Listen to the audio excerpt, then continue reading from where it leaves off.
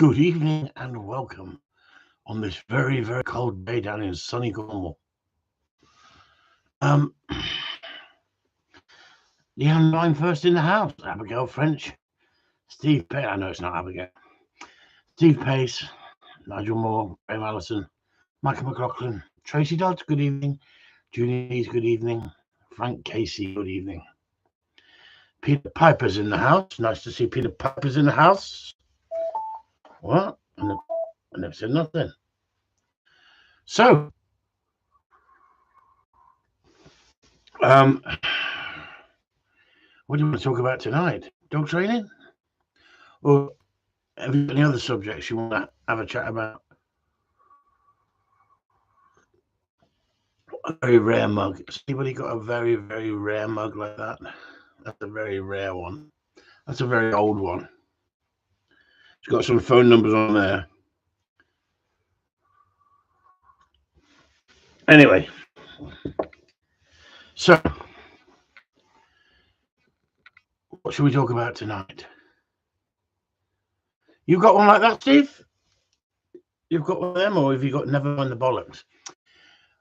For our trainers, our accredited trainers in the group, you've all got t-shirts coming next week with Never Mind the Bollocks on one side and Corleone Gundogs on the other.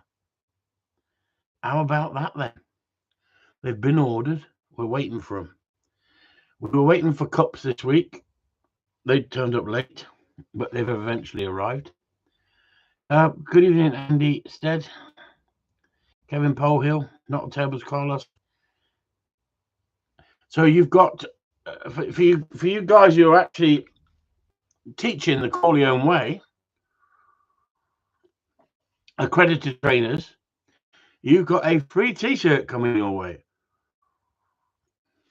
Now listen, I don't think Gary Marriott is very big, so I just bought extra large for him. But some of them are extra, extra, extra large. Well, if they don't fit you, you need to put on some weight. It's simple as that. Or wear them in bed. That's what you need to do. Wear them in bed. So they'll be going out next week. I've ordered them. They're being printed at the moment. So that's that news. What else? Yeah, I'm fine. Good evening, Chris and Sue. Sue's not here. Sue's not here. She's left the auditorium. She's at work. Wear it over your coat. Yeah, if you're small, wear it over your coat. But there's nothing worse than having a t-shirt that's too small and making you look sort of I wouldn't say fat, but showing off your physique. I never want to show. Oh, by the way, I went to cinemas today. I went to see Napoleon. Freaking hell, he was a boy, wasn't he? Wear it over your coat. How about that? Yeah. So, what was I going to talk about? There was something I was going to talk about. Oh, I got stuff taken off Facebook today. Now, not everybody is going to like Tommy Robinson, but I've never seen anything that he has said that is racist, and to such an extent, I don't agree with everything, but I've never seen anything. Has she got a cup yet, Karen? Has she got a cup yet? Has it arrived? I posted it first class. I cannot believe that I put a picture of him and it said, I put a picture of him up and it got taken down.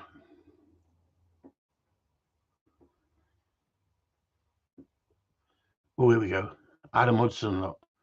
What did I miss about the t-shirts? New merchandise. Yeah, we're selling them, Adam. We've asked everybody out here who wants to buy one. They're $99.99. $99.99. Not £9.99. £99.99. I've sold 5 already. I'll have to. What I was thinking is we've been giving these mugs out for which we were giving them out at one point, weren't we? You had to actually do something of value to get a mug. And then all of a sudden, we've had people begging. And I felt sorry for them because they've been begging. So I'd give them a mug. And so I thought, well, what's going to happen if you're a accredited trainer for Corleone Gundogs? Then you're going to get yourself a free T-shirt with Never Mind the Bollocks on the back and Corleone Gundogs embroidered on the front. You bloody mug. Did you get it, Kieran? Oh, yes. I've not heard the last of it yet. Haha. What? May I be the first to wish all you members a very happy Christmas and a happy New Year. A bit early, Paul, isn't it? But you are the first. You are the first. It's still November, isn't it? You can talk about Christmas. If you're looking to buy a lab, what would you be looking for in the pedigree? Why you after a lab? I know it's a litter at the moment. They got a yellow one and black ones there.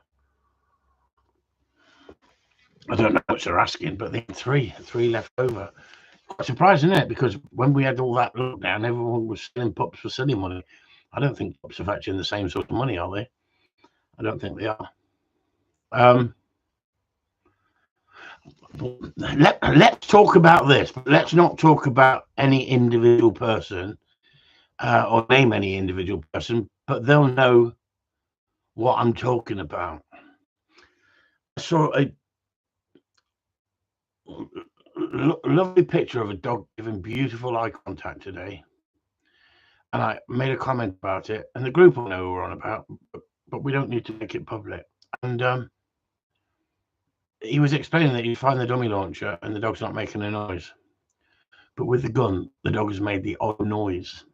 Well, I was racking brains about it because it bothers me, and I thought to myself, when I first started in this game, a panel judge that I knew had a rabbit pen, and he get me used to use the rabbit pen.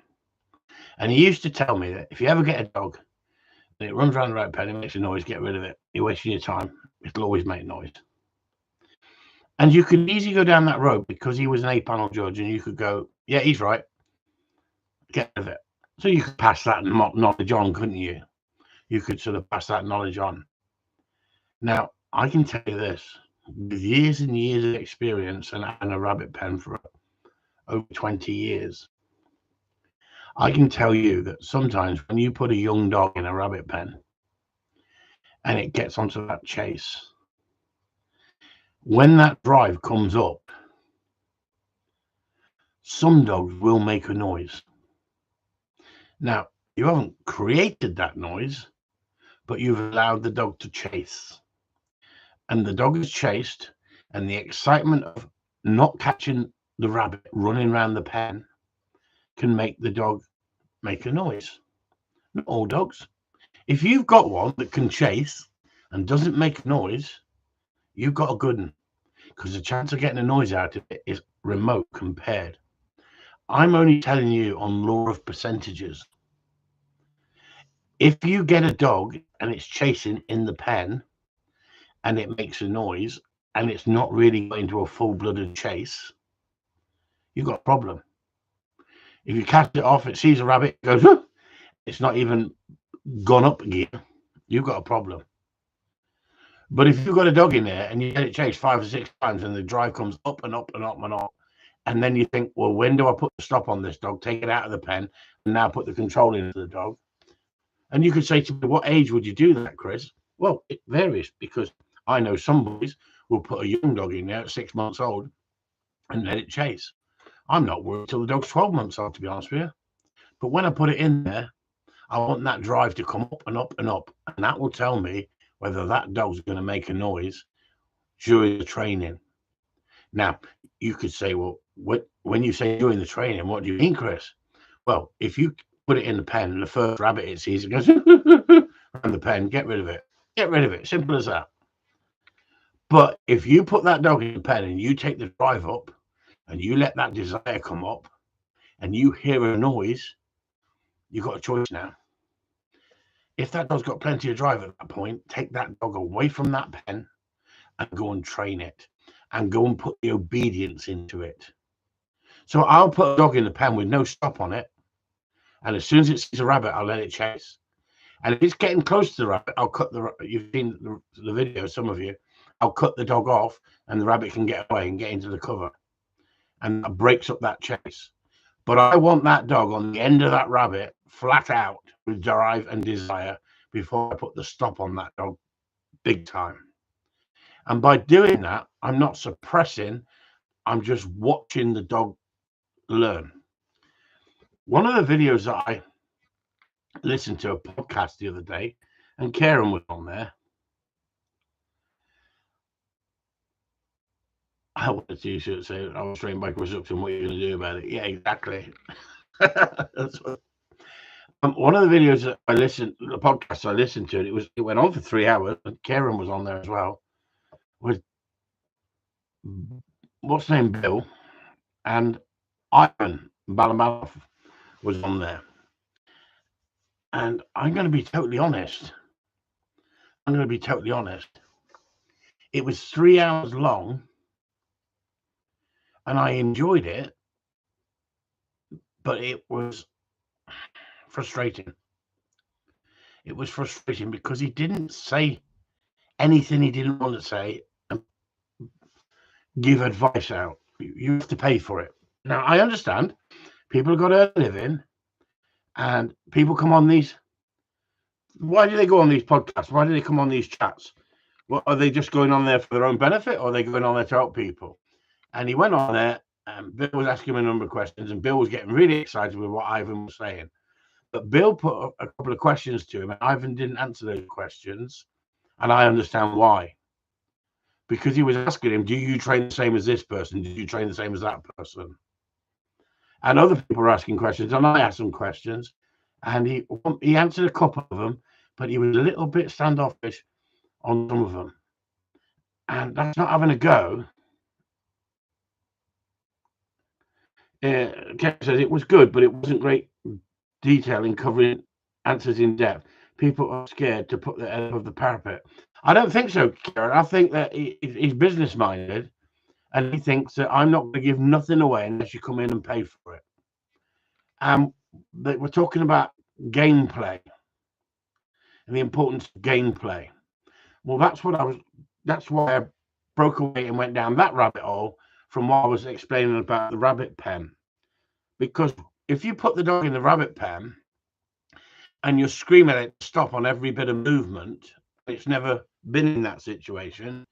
Some dogs can cope with pressure, some dogs can't cope with pressure.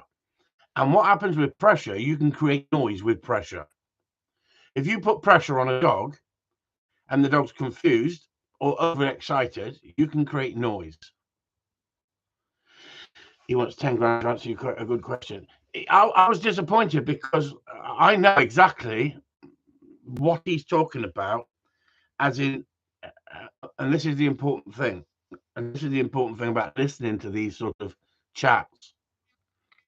He said he doesn't put any pressure on the dog. It's not about loads and loads of training every day. Less is far more, like we say.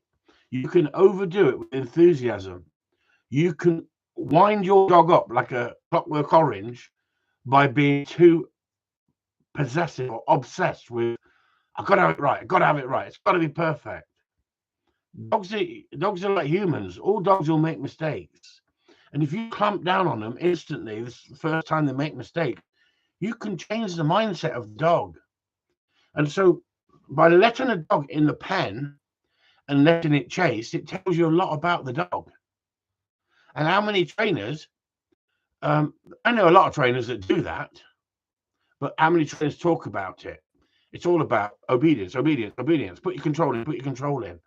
They ain't got a freaking clue, them people. The top trial people put a young dog in a pen and let it chase. Now, you've got to make your decision what you want to do if that dog makes a noise.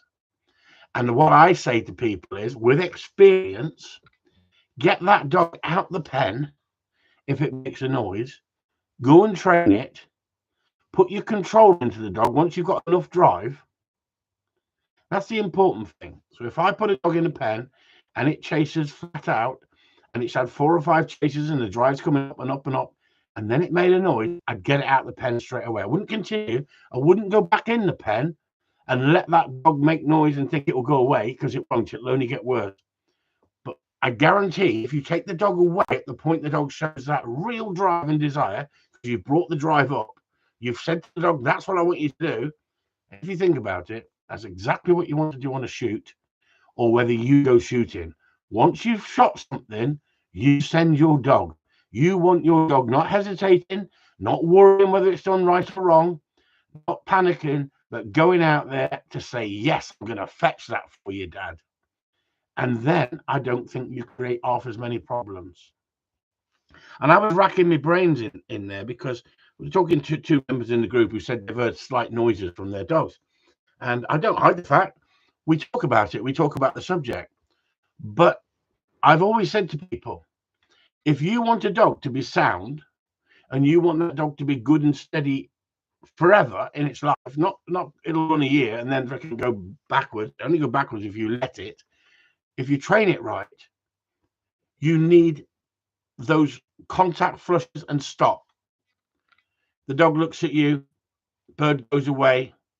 The dog doesn't relate anything to that flush other than, I got to stop, listen to you. Then you bring the dog on, cast the dog in the opposite direction to where the bird went, and the dog is learning that it's got to break away from the bird. If you take your gun out and you think, right, I've done my steadiness, I'm now going to shoot over my dog, and you haven't had those contact flushes, I don't think you're in the same category of having a dog having a brilliant chance of not making a noise. I think you can create problems, and that's back to that same scenario of knowing what to do in a rabbit pen. I've trained many a dog that's made a noise in a rabbit pen flat out, and then that dog's never made a noise in its shooting career. Well, I've trained it, shot over it, and handed it over to the customer, because you've taught the dog that there's going to be something for it if you listen, but it comes in stages.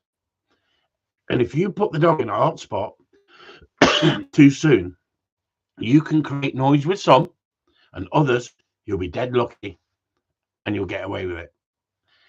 If you purchase a high drive bred dog, you can't wind it up. You can't put it in a situation to be manic, because if you do, I guarantee if you put your manic dog, tie it to a fence, a gatepost with your lead, and call it, it will make a noise.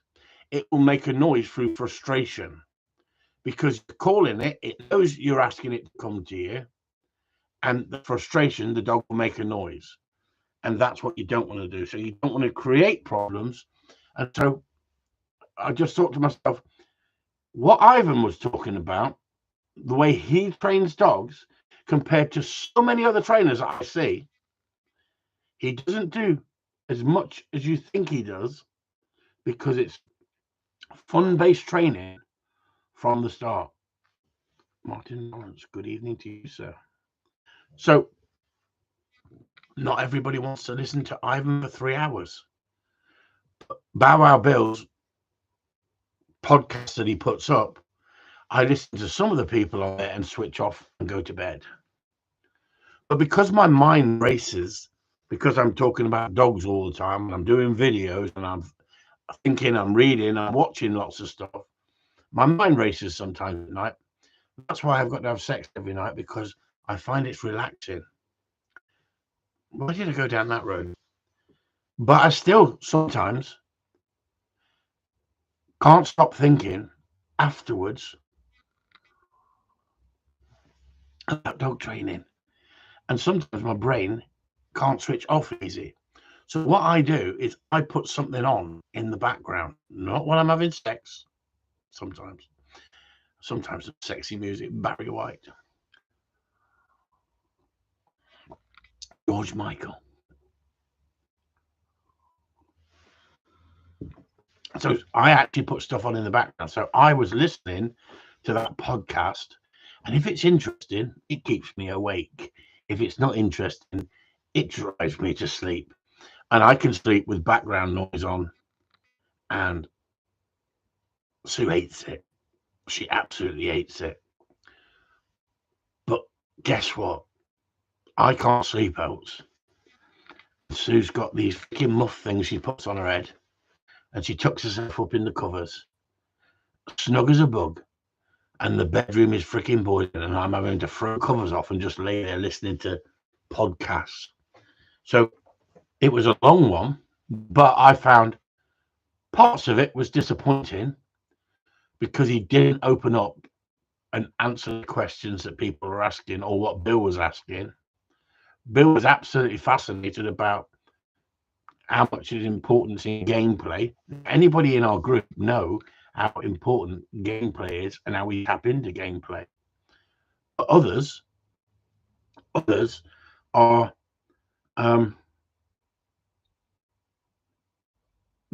others are not in the group. They see videos of me talking about discipline. They don't talk about the videos I put up where I'm showing gameplay, building that trust, building that bond. And if you talk about discipline and you explain how when you build that trust in that dog through the gameplay, the dog wants to play the game. And one of the things that Ivan said, he said, humans and dogs, they don't grow out of wanting to play games, but other animals do. I don't know if that's the case because I've seen other animals enjoying gameplay in the farmyard. So I don't know if that is the case, but I do know how important gameplay is. And when you went to school, if you had a teacher that made the class interesting, you remember that teacher and you learn better. If that class teacher was very strict, you might not have played up, but you might not have liked the class. But if the teacher was soft and couldn't control the crowd, the group of kids, then most of the kids would all gang up. That teacher would be in trouble. And that's exactly the same scenario. The power of gameplay is amazing. Yes, it is, Adam. Yeah. And that's the important thing. Without the gameplay, you can't go and use the discipline like I show you.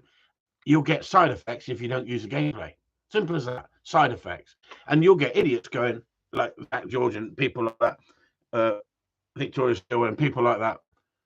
They'll be going, yeah, but discipline will just destroy the dog. No, it won't. No, it won't.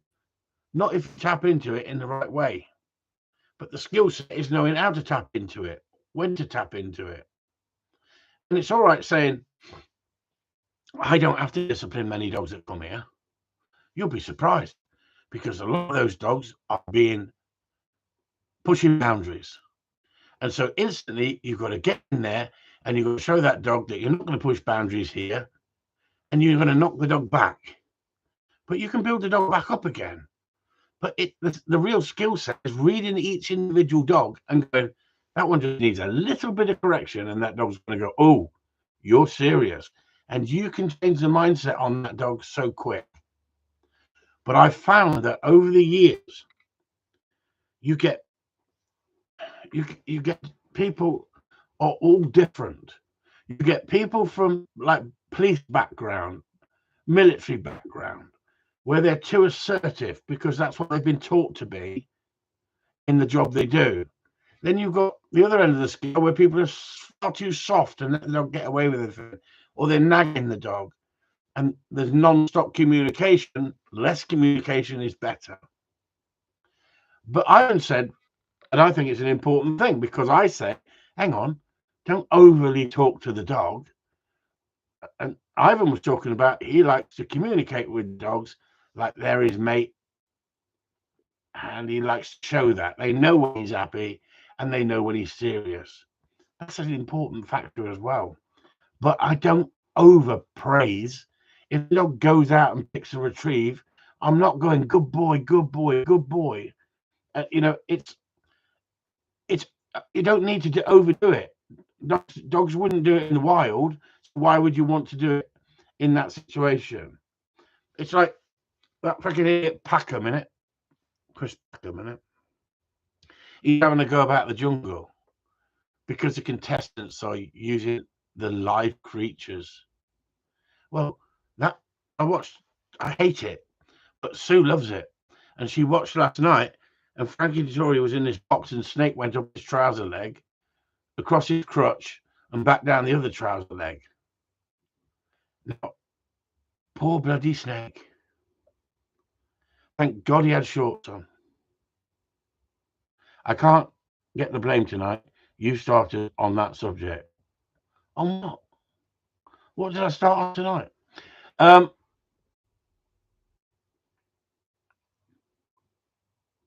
Such fanatics. What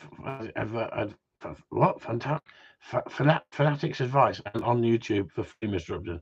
Thank you so much. Like I say, I don't put so much on YouTube anymore. I don't put so much. I get really cheesed off when Facebook want to censor me for just putting up a picture. I can't believe it. If I was right wing, what is right wing these days?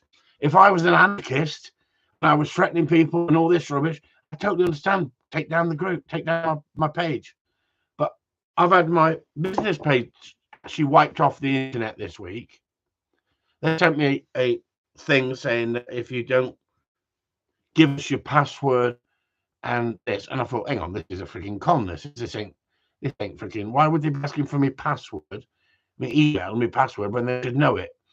And this is my business page, and they said your site will be taken down if you don't reply within 24 hours. And I thought, I'm not giving you my password to get in to my business page. And they said there's an infringement on your business page. Well, tell me what I've done. Tell me what I've done. No comeback. Page is gone. My business page is gone. And at the end of the day, my YouTube page is suppressed. It doesn't get seen unless you go in there. It's not getting put up the top of the charts. So if you put in Gundog Trainer or Gundog Training into the search bar, I'm not there. I used to be right at the top all the time because I had that many videos. When they took me down, they obviously put something on it to literally restrict viewing unless you put in Christopher Upton, then you might be able to find it. See, Chris Packham has a point. Then witchetty grubs have lives too. Yeah, this is it, Michael. This is it. And that snake that bit Frankie Dettori's, oh no, bit the black girl's top. It wasn't messing around, was it? It wanted to bite, didn't it? I just don't understand it. I mean, I get no kick from watching them people drink that shit that they drink. You'd think, wouldn't you, with all the money they've got, why would you want on that program to drink that shit? Come on, confession time now. There's 25 people in there. Who would go on there and drink that shit? What do you mean? You would for the money that freaking Nigel Farage is getting? He's another one, isn't he? Nigel Farage. He's like Marmite. You either like him or you hate him, innit? Steve Pace would go in there. Frickin' hell, Steve. You'd eat that shit, would you? I'll tell you what, they'd have to offer me silly money. I'll tell you what, everyone would piss themselves because I'd be gagging and puking. I'd be like throwing it up all over them freaking like midgets, the two midgets that stand at the side and the deck. Oh, I'd be in pieces. He would have done that for Mug last week. Stop it. Yeah, I couldn't do it. Not my cup of tea. Not my cup of tea. I like psychology. I like the psychology. So when they're in that Big Brother house, and I mean, I just thought the people in there this time were absolutely freaking like bombed out. So I just switched it off. But sometimes I like the psychology of how people get on with each other. I'm more into the sort of how people click. I've been watching that Survivor. I've been watching that one where they're out in the jungle and they're all having to try and one person's going to earn all that money, and they're out in a forest on a beach. I like that Survivor. So I do watch a little bit of telly, but I don't watch that much telly, to be honest with you, because, like I say, today's news, even the weather. He said it's been a lovely day today. We've had blue skies and sunshine. I looked out and thought, I had no blue skies and sunshine. It's been overcast, cold, and fucking grey today. Who are you freaking trying to kid? Who are you trying to kid? So I don't believe what they tell you with the weather. I don't believe what they tell you on the news. I think they just feed you what they want to feed you, and that's exactly what they're doing on the internet, in these forums. These people telling you that everything can be done with love and affection. Love and affection. One of the things that Ivan said, I asked the question because I didn't know the question 100%, but I wanted to see if he had the same information that I had, and that was to do with the Blind Dog Association, because I've dealt with the Blind Dog Association. And let's take one of those dogs, for instance. They use the same breeding on a regular basis. Why? Because they want a very biddable dog that will walk very sedately. It's going to be manic. It's not going to be high drive. They put the training into the dog very soon. But they get taken out to people for a few months before they start their training, just to be babysat, just to be little pups in the house and learn the basics. Just learn obedience. They go out and have a crap, go out on for a walk, and then they start building on that dog. And Ivan said only 50% of those dogs make it. 50%. Well, that's about the same as the police dogs. So what happens to the rest of them? You've got a laid back, sleep on the sofa Labrador that's never going to give you a problem because it's that laid back. If it got into a trot once a month, you'd be surprised. And yet, some of these working dogs, these competition dogs, are racing machines, like racing greyhounds. They're on edge. They really want it. They're mad for it. And yet, you can still find very laid back Labradors that are easy to train, but they don't excite me. It's a bit like that Latino woman that's always in the back of my head in my dream, that she's going to rough me up and really test me. Fantastic. Love a challenge. Sue said she'd kill you. Sue said she'd kill me. That's the Latino woman. Not because freaking Sue'd get jealous. It'd give us Sue a few nights off, wouldn't it? That's why they don't use spaniels as guide dogs. You'd be pulled through brambles at 70 miles an hour. Did you guys see the video that Sol put up about the setters? Did you watch that? Lovely video, brilliantly edited. You loved the music in the background, sound like a church, and you saw those dogs pointing and retrieving, didn't you? Yes, it was a great video. Adam, I'm worried about you.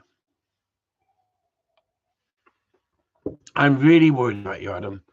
I knew you'd come in and say something enjoyable. Thank you, Graham. It was enjoyable. If you belong to the over 80s club, I would say go and get yourself one of them setters, because they ambled around. You could have been dragging one of them Zimmer frames with you through the woods, couldn't you? And did you see what they were doing? They weren't even ready with the gun. The gun was open, and I don't even think I love Marmite. They weren't even, I don't even think they had cartridges in the gun, because by the time the dog freaking got onto it, because it's pointed, and then slowly moved in on it, you could load your gun, you could get yourself ready, you could put your feet in the right position so you don't fall over and have a crack at it. Now, Orders for courses, as they say. I think Adam has been traumatized by this spaniel he's got. And the yellow Labrador he's got is like the video of that young lad with his first deer. Yeah, that was different, wasn't it? They shortly shot it. It got up and freaking could have hurt him, could have hurt him. A lot of people wouldn't have seen that unless they watched the video right to the end. But didn't it just suddenly get up and move, eh? But going back to those, I agree with what Graham. It was enjoyable to watch, but you've got to be my age or older now to start enjoying that. I mean, Adam's still a youngster, for God's sake.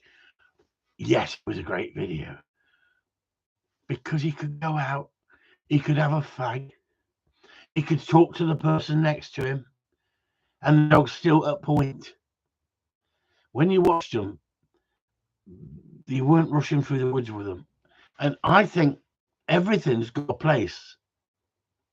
And like I think Leanne said, I love Marmite. Some people like Marmite, some people don't like Marmite. I love Marmite, but I don't like slow dogs. But I can appreciate them for people. And in hindsight, Adam, do you wish you bought a more level-headed spaniel?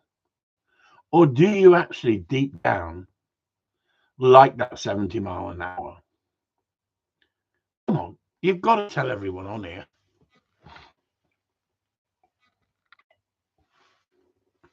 Right, anyway, that's enough. I've drunk the coffee now. I've drunk the coffee. I'm now going over to the alcohol.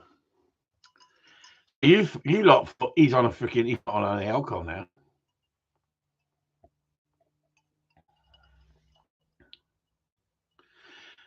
And a bird over a slow pointer, at least you have no excuse for missing.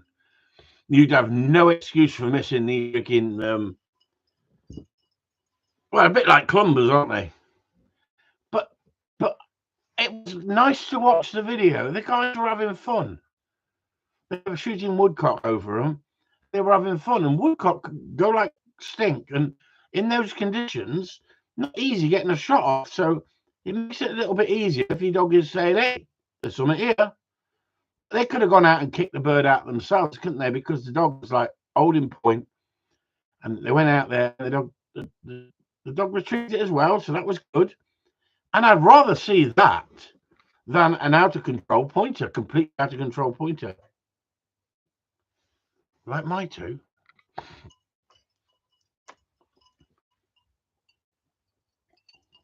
Like your two.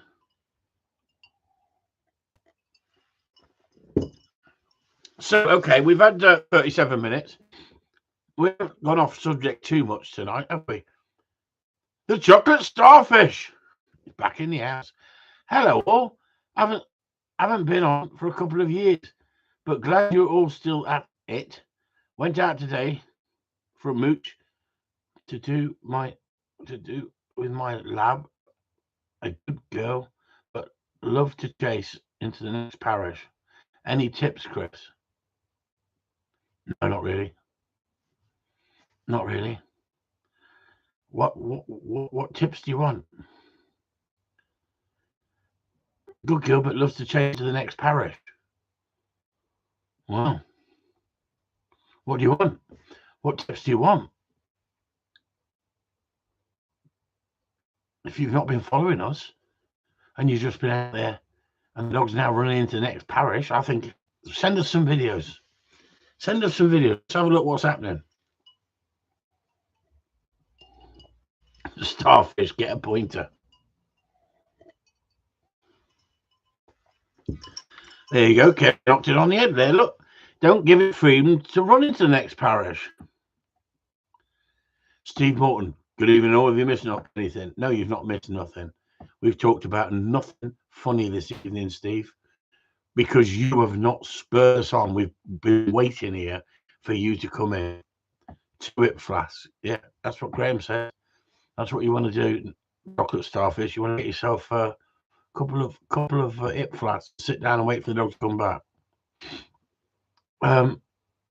So let's just go over that again, shall we? Hello, all who have been on here a couple of years. Went out today for a mooch to do with my lab. Good girl, but loves to chase into the next parish. Any tips? When you went out for a mooch, were you carrying your gun? Were you carrying your gun when you went out for a mooch? Come on, Karen wants to give you advice here. He wants to give you good advice. He's asking the right questions. How old's your dog? Been catching up on the jungle. All right, Steve. Right. Is that coloured girl? Is she out of the jungle yet? The one who's quite nasty to poor old Nigel. She's been asking some funny questions, hasn't she? I only see it as soon as at work. You know, when she comes home, she'll get a glass of wine and she'll start watching. Is it ITV Plus? Fucking don't go to bed till 1 o'clock, and she's giggling like crazy watching that. I'm thinking, hang on, I want my half an hour in the bedroom tonight, so I've got to sit there like a begging dog, waiting for her to finish watching the freaking jungle. Now, we've been together too long, because she laughs at anything that freaking Ant and Dec say. Anything. I say things, and it's like freaking, I think she's heard it all before. Oh, yeah. So you're not going to laugh about that then? No. Didn't find it funny. But Ant and Dec can just look at each other, and she's giggling. I get quite jealous. I get quite freaking jealous. She like them pair of freaking nutters. But hey, may just be me. Perhaps everyone else finds them absolutely hilarious. I don't. Viewing is viewing what? So we're not. I think Chocolate Starfish has left the auditorium, hasn't he? How old's the dog, Chocolate Starfish?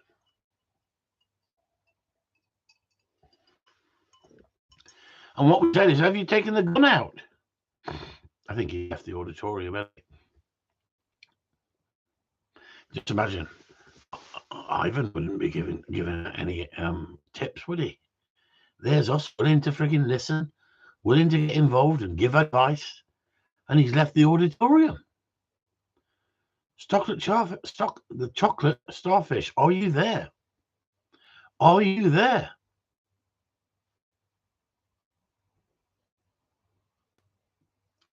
Leanne Vine, I've seen your dogs.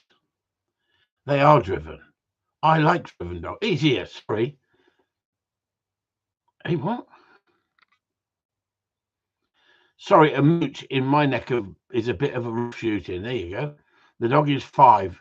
She's ace on pigeons, sits there, but she's flushing things and chasing. There you go. My advice is this, Chocolate. I'm here, for fuck's sake. Oh, great. We got your message. My advice is this. Enjoy what you've got. It's a bit late, isn't it? 5 years old. Right, you're out there shooting over her. She's okay on pigeons. Is that if she's sitting in a hide? She sits there. But when flushing things, she's chasing. Just accept it. Enjoy it. At least you're having a mooch, in you. That's the thing, isn't it? Can you teach an old dog new tricks? Of course you can. Sounds like a good eyed dog, yeah.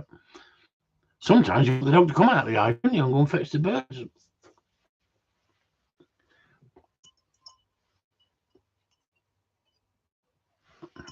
And not the decoys, but you can train it, can't you? It's about training, isn't it? When it comes down to it, it's about training.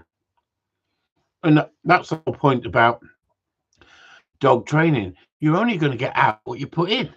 If you don't put any training into the dog, you can't blame the dog for running in.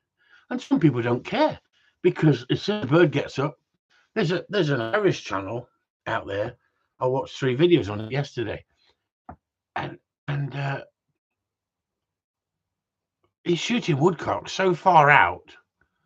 Now I don't know if it's not safe, because I'm not there, but you know, there's 2 guys and they're hunting their dogs up, and I'm not going to mention the name of the channel, but he put up a woodcock, hell of a long way out, took a shot, went, fuck it out, because he missed it. A fucking dog ran in as he's fucking shooting, and I think he's saying fucking hell because the dog ran in, but no, they don't care about the dogs running in as long as he come back with the bird. But he didn't. He missed the bird completely. He missed the woodcock completely, and it was a long way out when he had a crack at it. But their videos are hilarious. But at the end of the day, each their own. If they like that and people like that, then follow it, watch it. It's important to know what situations you as an handler and your dog can be put in. If it's running in, get out after it. This is the problem though, Kieran. Some people don't get out after it, and by not getting out after it, it's a self-rewarding behavior for the dog, and then you're going to struggle to get the dog back, aren't you? And at the end of the day, if you've allowed that dog to reach the age of 5 and it's still running in and chasing things, then is there any point in putting that dog under extreme pressure to get that dog back? I don't really think there is. I think if you've got a 12-month-old dog, 2-year-old dog, and you put some training into it and you're getting problems, then come over to Chris and Chris will help you. But that's why I think it's important what you said, Karen. You asked about the age of the dog, and that's why I didn't really say much until somebody gave me some information. And when he gave that information, I looked at it and thought, well, hang on, you've only got yourself to blame, 5 years old. But she's ace on pigeons. So like if he's happy, then I'm happy for him. That's the most important thing, isn't it? If you can get on with your dog, and it doesn't matter, does it? Safety reasons, I like a dog to flush and stop so you can get a shot off. I don't shoot straight across the top of the dog's head. I want some height between that bird and that dog. And if that dog's running in, I'm not going to shoot it. It's as simple as that. But a lot of shooting people, they don't care about the training, the aspect of a well-schooled dog. The shooting is more important than the dog training.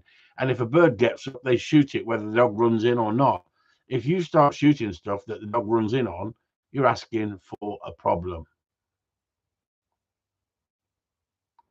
Steve Morton says, as you get older, you can't get out after it. Well, Steve, if you train it right in the first place, you shouldn't have to run out after the dog very often. But what we're talking about is somebody who's got a problem with a dog because they've allowed that behavior to manifest and get worse, and then think, well, let's have a quick. Everybody wants a quick fix. A quick fix. Sounds like a drug dealer, doesn't I? Get out after once. Steve Morton. Think Karen was talking about getting out after the dog. He was. Anything can be put right if you want it hard enough. You have to be willing to put the work in. An old dog can be taught new tricks. It's about teaching the repetition and that old behavior. Well, I don't know, Karen, if someone hasn't got the commitment to put the training into the dog by just getting out after the dog on the odd occasion, that ain't going to work. You have to have the commitment to want to train the dog. And I think that's an important factor when it comes to having that commitment. So a lot of people want a well-trained dog. I've been out with many people that their little dog will work on route. They're on route every week. But if the owner says, oh, bring your guns next week, we'll have a walk round day, then you're wasting your time being there with a fully schooled dog if you think you're going to get a lot of retrieves when you shoot something. Because if you're a good shot and you've trained your dog to a good standard, your dog flushes it, you shoot it, and 6 dogs run in. And I don't want to be sending my dog for a race who can get to the bird first. So I'm quite happy to blow my stock whistle, and I just sit there giggling to myself, watching everybody else's dog run in. And I'm not saying that they've got to train their dogs. Abigail's got it there, or is it Abigail's old man? You get out what you put in. Exactly. You get out what you put in. But a lot of people, they bring their gun when the owner says, let's have an outside rough day, bring it. And you can't say, oh, that's a waste of freaking time. You turn up with that dog because it's freaking useless. But that dog couldn't work just behind paying guns who want to pick their own birds, and you're only there to pick the runners. It's Joe. Bloody hell, Joe. I thought it was Abigail. You very confusing, Joe.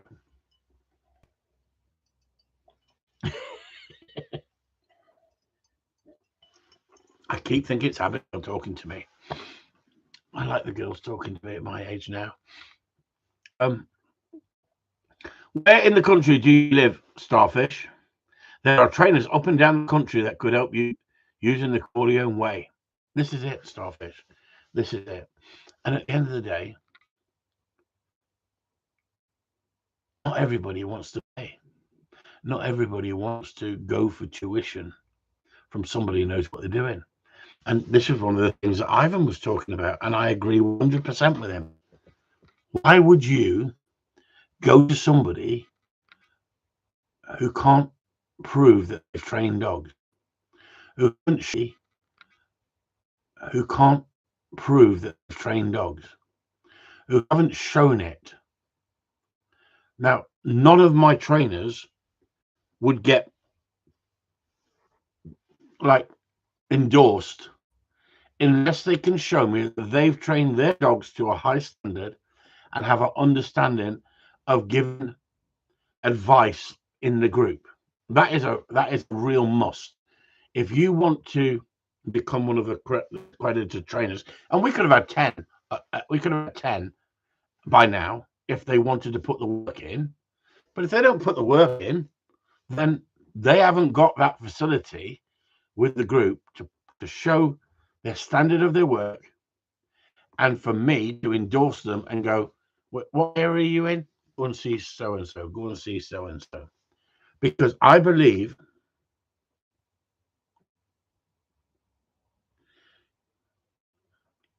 sorry, I was looking at something on that cup. It said, no, I'm not going to tell you what it said. I can tell you that you have to prove yourself before I will pass you on to one of our trainers that we class as accredited. And we've got other people in the group that could have themselves. How many accredited trainers are there now? We have 4, I think. 4. You know what? If you're a Patreon member and you're struggling, I'd help you for free on condition we can film the whole thing so you can learn from it in our group. Look at that. Isn't that wonderful? Isn't that wonderful? I was listening to another podcast yesterday. I'm not going to say who it was. Some of you might listen to it. There was 2 dog trainers, and they were bragging about how much they've taken off people for dog training. And I didn't watch it for very long because I thought it was sad. I thought it was sad because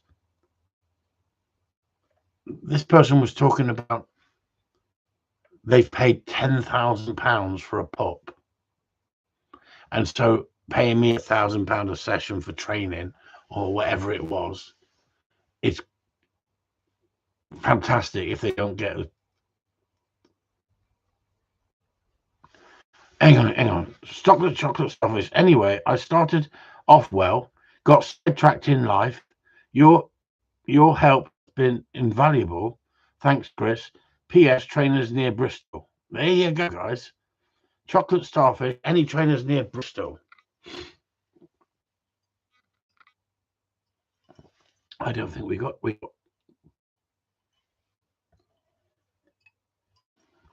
No, I mean, when you say trainers near Bristol, how far are you willing to travel? With Alfie, when we started, we did everything wrong. Then we discovered the Corleone way, and a massive improvement been made, but still more work to do. But also, Joe, you hooked up to one of our trainers, one of our accredited trainers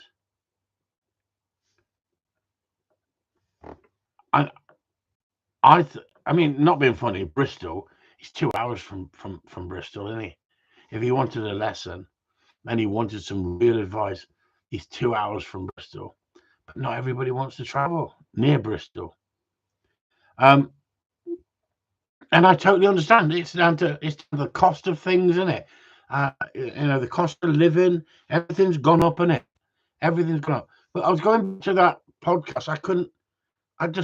I'm not that sort of person. I don't look and think, well, how much can I charge you? How much can I hit you for?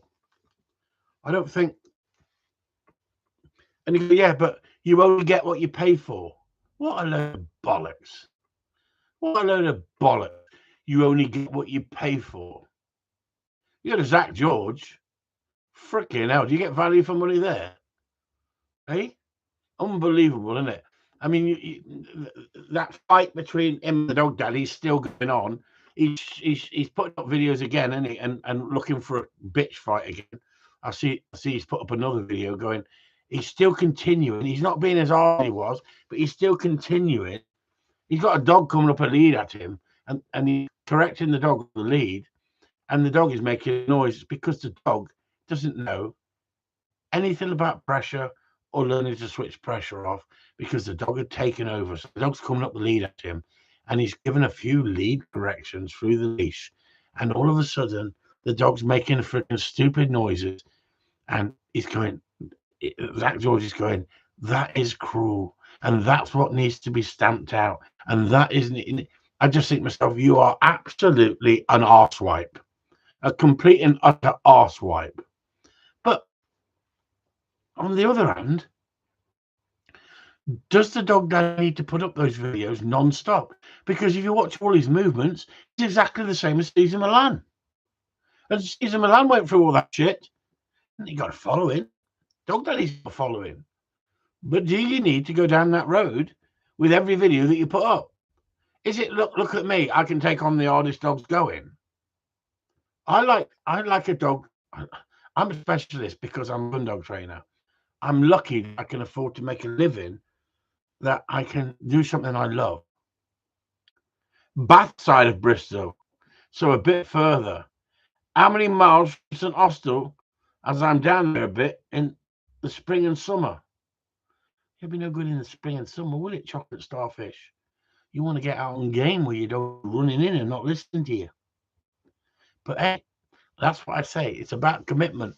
And I don't want to waste anybody's money if they're not willing to put the work in. And we've all got busy lives. We've all got busy lives. So sometimes you cannot put work into your dog. There's other things in life. You've got to earn a living for your family. I totally understand. The dark nights, I totally understand. But if you came down in spring and summer, I mean, still put some steadiness into the dog, but you can't beat taking the dog out in the environment where it's not going to listen to you and teaching the dog that's not acceptable. But once a dog's had into a number of bad habits, it's fair to put pressure on the dog if you're not going to keep it up. There we go. Look, fair weather training is no good. I rain, snow, we train because we want it hard enough. Bloody hell, Karen, honestly. And anybody want to do some -3 train, -12? Give Karen a call. Give him a call. He's looking for hard people with hard dogs. Freaking at my age now, it's like it's -6 out there. I can't go out until I've had me with Bix. As you get older, you can't do what you used to do, you know. Anyway, did you see who won the Labrador championship? David Lissett won the Labrador championship. Lovely guy. Lovely gentleman of a guy. Always polite. Never seen him be rude. I've had his videos. I don't think his videos give me enough true in-depth when looking at them.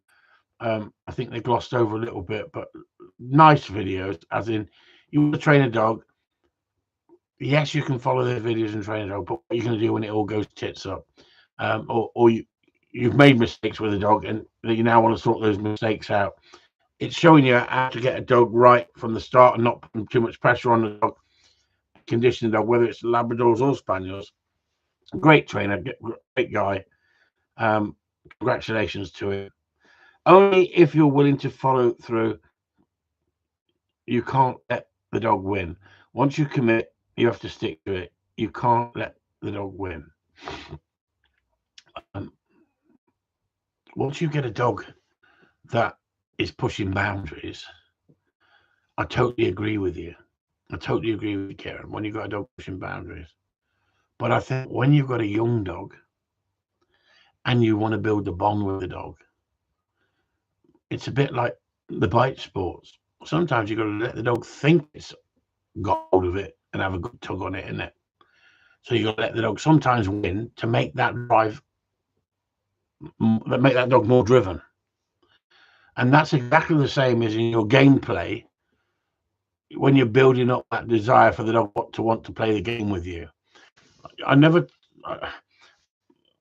I was saying earlier, one of the members put up a video with his dog and it was giving him beautiful eye contact.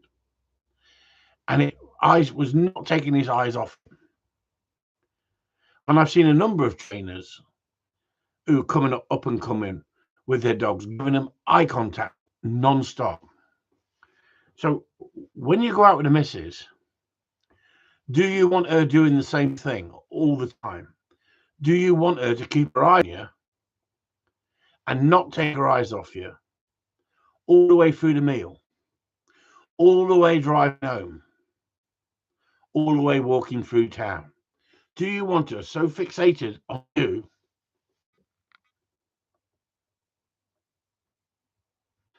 greatest reward is when you get a breakthrough with a strong-willed dog and lots of character. With a young dog, it's about building trust at the right amount of drive that you can control. Also, it has to be fun. If the dog doesn't find it fun, why would they want to play? Yeah, gameplay. We're going back to that gameplay is so important. But what I'm saying is eye contact. You can get eye contact for the wrong reason. Or you can have too much eye contact. You go, what do you mean you can have too much eye contact? Well, if the dog's looking at you and not looking out in front where you want it to go for the retrieve, because you've conditioned it to not take its eyes off you, whether you've loved it.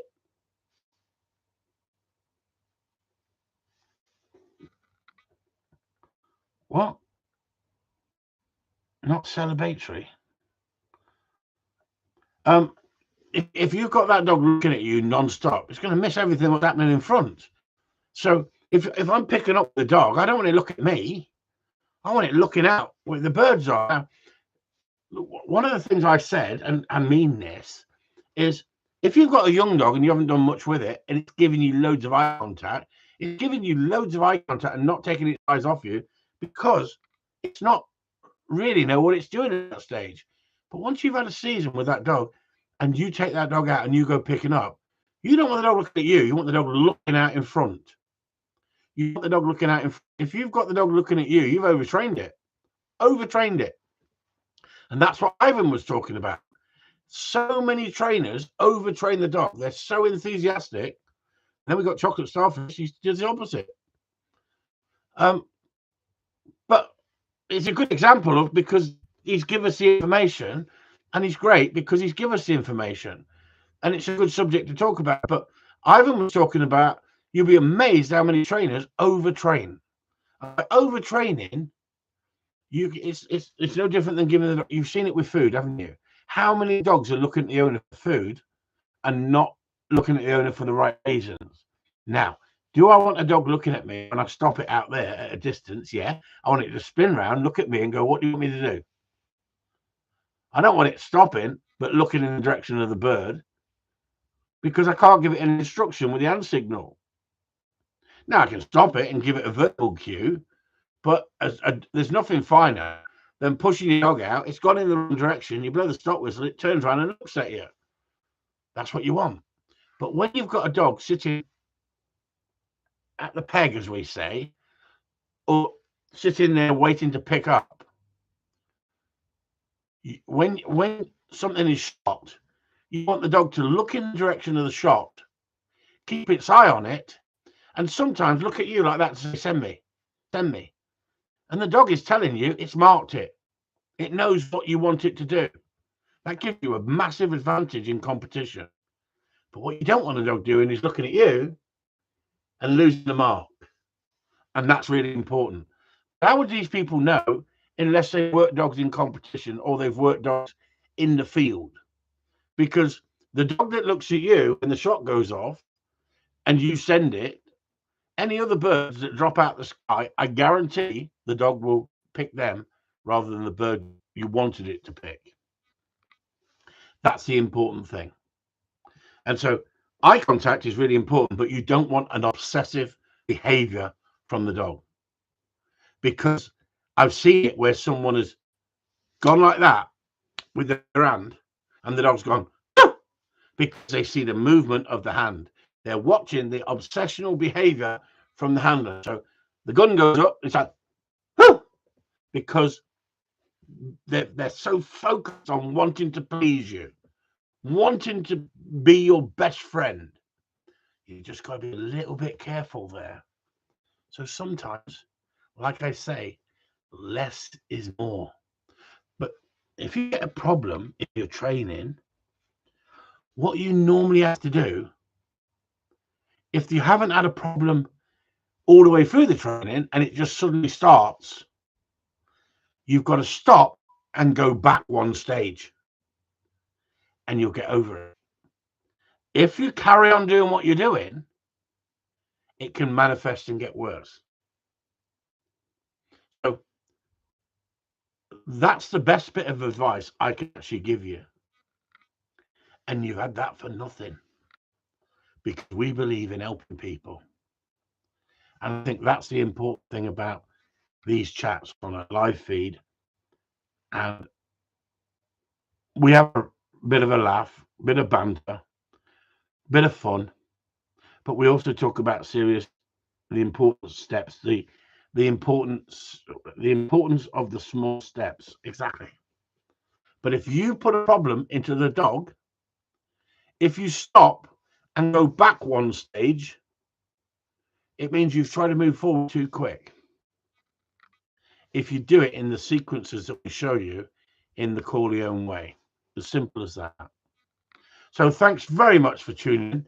That's 21 people tonight. We've done well tonight. And I had to moderate. Who? Who did you moderate? Leanne. What did she say? Get the basics right and the rest will follow. What did she say? Oh, I'm not gonna sleep thinking about it.